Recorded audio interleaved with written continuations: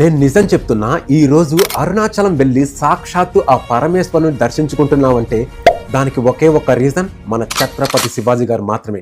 ఎందుకంటే మనకు శివుడు మొదటి దేవుడైతే రెండో దేవుడు ఛత్రపతి శివాజీ గారు. నేను ఇక్కడ ఏ ఒక్క మతాన్ని కూడా కించపరచడం లేదు. మొఘల్ చక్రవర్తి అయినటువంటి ఔరంగజేబ్ అరుణాచలం యొక్క టెంపుల్ని కూల్చివేసి ఒక మసీదు కడితే ఆ మసీదుని మళ్ళీ కూల్చివేసి ఆ టెంపుల్ని పునరుద్ధరించినటువంటి ఒక ఏకైక వీరుడే మన ఛత్రపతి శివాజీ గారు. ఈ ఒక్క ఇన్సిడెంటే కాదు, ఇంకొకటి చెప్తా చూడు.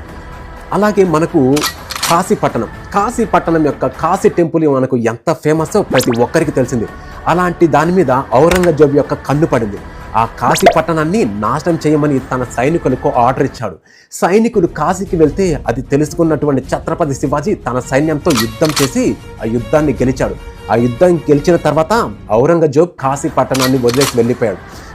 సో ఈరోజు నువ్వు ఒక కాశీకి కానీ అలాగే అరుణాచలానికి వెళ్ళి సాక్షాత్తు ఆ పరమేశ్వరుని దర్శించుకుంటున్నావంటే దానికి ఒకే ఒక కారణం ఛత్రపతి శివాజీ గారు చేసిన వాటి ధీర పోరాటం వల్ల మాత్రమే ఇది సాధ్యమైంది.